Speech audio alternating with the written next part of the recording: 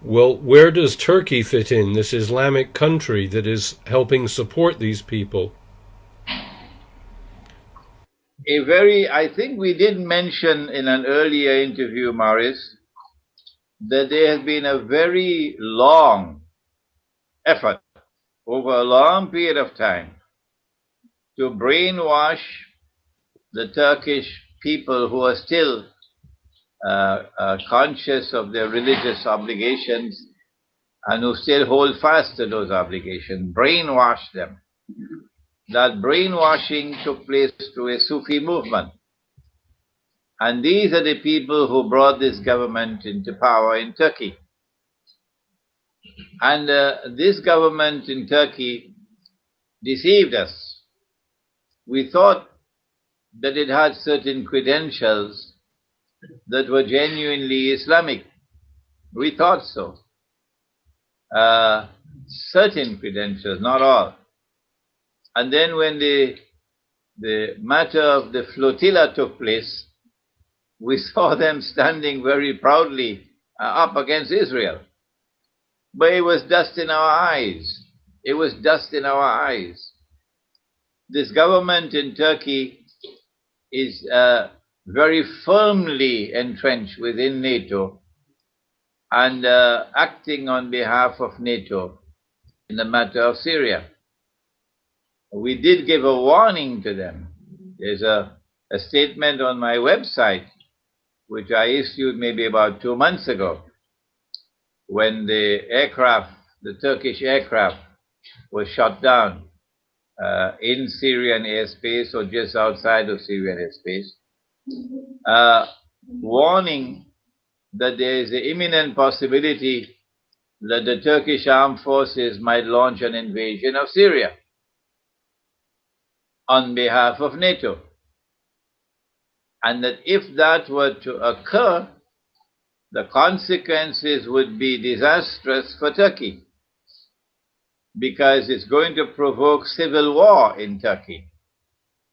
Our Prophet has prophesied, and political analysts in the Western world should now pay careful attention to what Prophet Muhammad, Allah's blessings be upon him, has prophesied. He has prophesied the great war which is now around the corner. In Arabic it's called the Malhama. Others call it Armageddon. But it's a great war that will make the First and Second World War look like a fight over peanuts. And following that great war, he has prophesied the conquest of Constantinople. And so a Turkish attack on Syria is certainly going to provoke Turkish civil war, which eventually is going to lead to the conquest of Constantinople. And the conquest of Constantinople can make military sense only in one context, only one. And that is liberating the city from NATO control. And the liberation of the city from NATO control can have only one significant military impact, and that is opening the Bosphorus for the Russian Navy and for the navies of Eastern Europe to pass through the Bosphorus and to enter into the Mediterranean, and therefore pose a threat to Israel. Well, there is a lot of disquiet now in Turkey. There are demonstrations against the AKP. There are intellectuals writing such articles. Even the New York Times featured it. So there is trouble being witnessed within Turkey about the policy and the trouble it has brought upon the country. May I ask you, today, of all things, John McCain, who is a hawk, is suggesting that it might be time to withdraw the troops early from Afghanistan. And there's a similar proposal in the British Parliament. So the tables have turned there. Or is this a strategic move? This is news to me. I thought it was 2014 that Obama was planning to withdraw from Afghanistan. But when they tell me, when the Zionists tell me, Morris, that the sun is shining in the sky, I don't believe them. I go outside and look in the sky, and when I see the sun shining in the sky with my own eyes, only then do I believe it.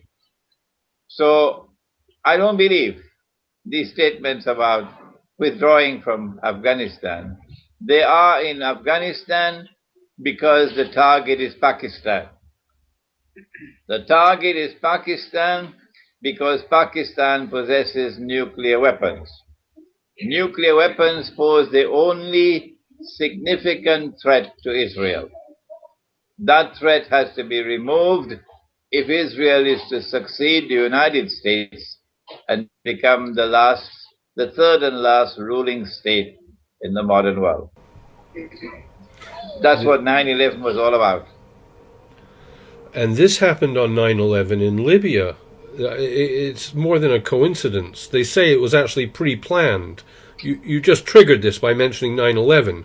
The American ambassador was murdered on 9/11 again. This is a subject in which I don't have expertise. It's called symbolism and the occult. But we just had a seminar on September 1st and 2nd here in Malaysia. On September 1st, I conducted a seminar on an introduction to Islamic eschatology. And then on September 2nd, we had a wonderful presentation from a man named Dr. Omar Zaid, a medical doctor and a former Christian missionary who became Muslim. And he gave a presentation on symbolism and the occult. And it is clear from what he informed us, he spoke, it is clear that the Zionists do have links with the occult. And they would choose certain dates, because certain dates are aligned with the stars and so on, as in Hinduism. So too with the Zionists. So, but this is not a subject in which I have any expertise. I much prefer to look at early September as the last stop before early November. Okay, well, you're absolutely right about the numbers. It's extraordinary. People collate them and put them on the internet between the different false flag events, Madrid, London, 9/11, and there are consistencies numerically. Well, I just worry if they're going to withdraw from Afghanistan, it might be like they withdrew from Iraq. They withdrew from Iraq and suddenly there was trouble in Syria. Are they going to tactically withdraw from Afghanistan to attack Pakistan in another manner? I'm only looking for the devil always. What will the devil do next? I am not in a position to comment on the implications of a withdrawal from Afghanistan. I take it with a pinch of salt. I believe that the attack on Pakistan is certain to come because I don't see the possibility at all of Israel ever replacing the United States as a ruling state in the world while Pakistan or Muslims possess nuclear weapons. I don't see that possibility at all.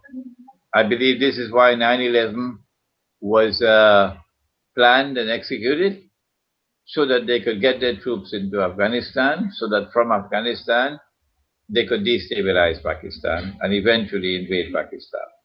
I think that is still on the card. Oh yes, through Helmand, that was the whole plan, and to break Baluchistan off from Pakistan and Iran. It failed. There was too much resistance in Helmand. Sheikh Imran Hosein, I do not know what else to ask you. Is there something we have missed? There are violent protests everywhere against American embassies. 3 American embassies have been closed. Not only American embassies, I believe French embassies as well are closing.